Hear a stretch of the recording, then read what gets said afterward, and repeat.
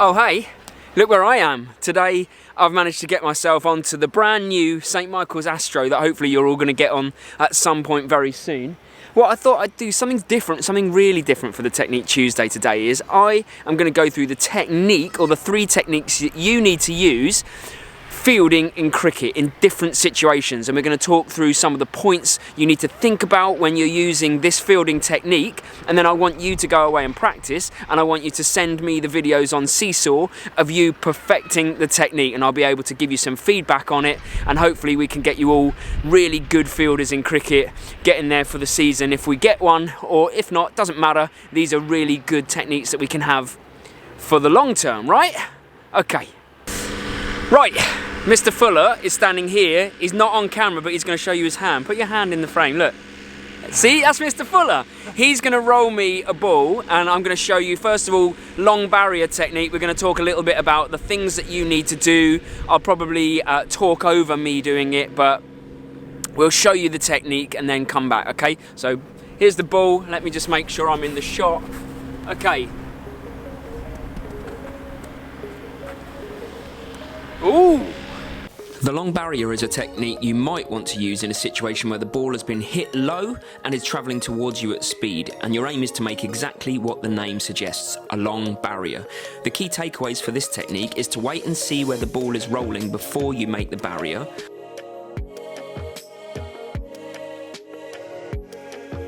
Try to get your eyes directly into the path of the ball, and the knee of the leg nearest to the ball is the one that touches the ground. Then, with your fingers facing downwards, pick the ball up, stand up and throw.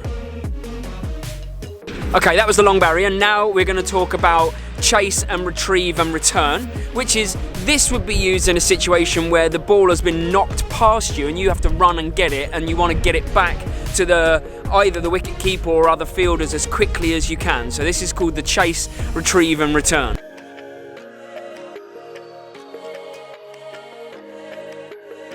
Firstly, people often run around the ball before they've picked it up, which can waste valuable seconds, or they can take some steps before they throw it, although that might be necessary depending on how far out you are.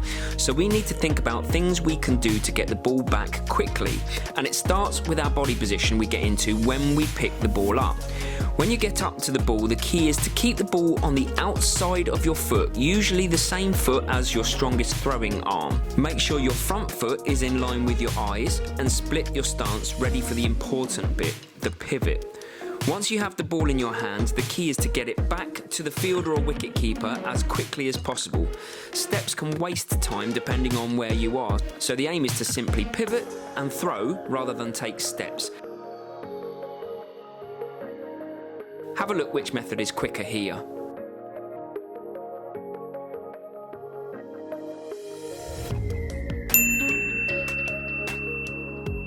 The last fielding technique is an underarm quick return that you'd use in a situation where the ball hasn't been hit far and is slow moving, and you could save a quick single.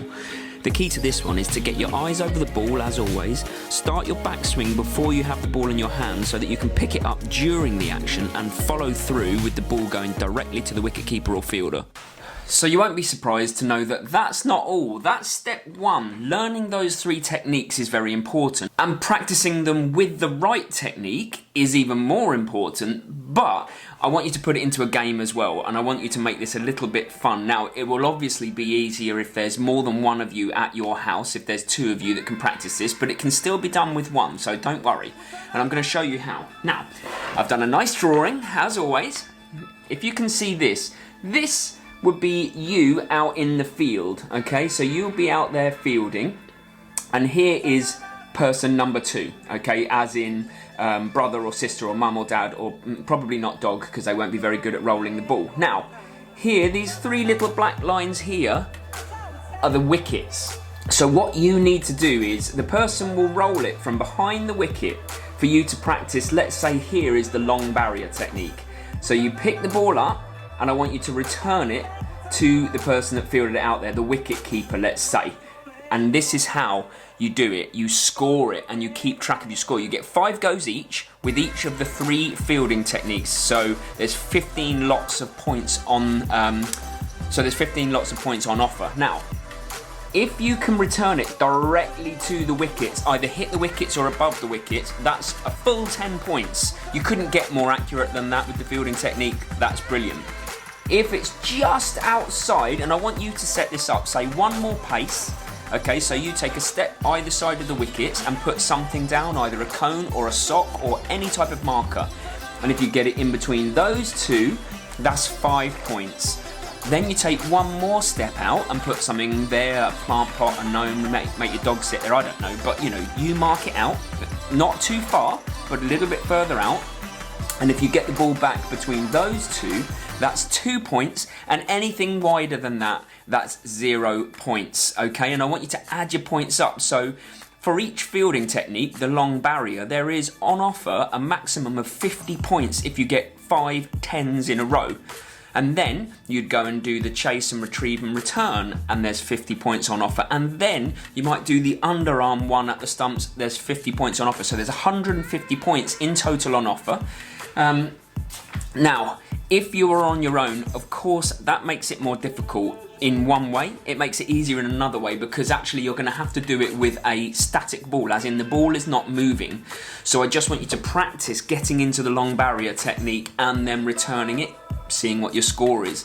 And yes, the ball's not going to be running towards you, but it doesn't matter because you're practicing the technique of picking the ball up and returning it. And the same with the running to get it and pivoting and turning, and the same with running in. You can have the ball not moving on the ground and you can run in and you can underarm it back to the stumps and keep your score. So you can do this on your own, you can do it with one person, you can do it with 2 or 3 people, and you can all have a go and you can all keep score. And I want you to tell me what your scores were. Let me know in the comments on Seesaw. But I also want to see some of your techniques, okay? Because more important than the score, do not get bogged down in that. That is the side bit, it's the fun bit. The most important thing is getting the technique right, okay? It's so important, I actually just broke it down into syllables. Technique right, okay? So get that right, everything else will improve from there. Good luck, let me know how you get on, and I'll see you tomorrow.